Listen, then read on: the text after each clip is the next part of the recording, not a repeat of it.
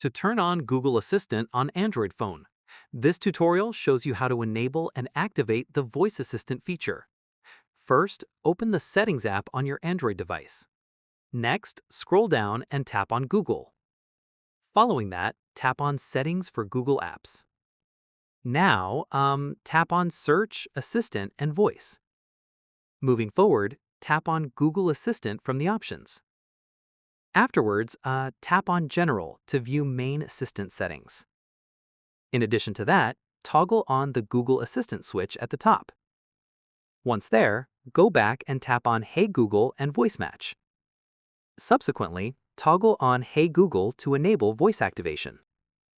Moreover, you may need to retrain the voice model by saying Hey Google 3 or 4 times. Afterwards, follow the on-screen prompts to complete voice setup.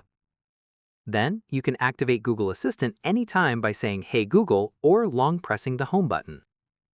And that's it. If this Google Assistant setup guide helped you enable voice control, give it a like, subscribe for more Android tutorials, and tap the bell icon for updates. See you in the next one.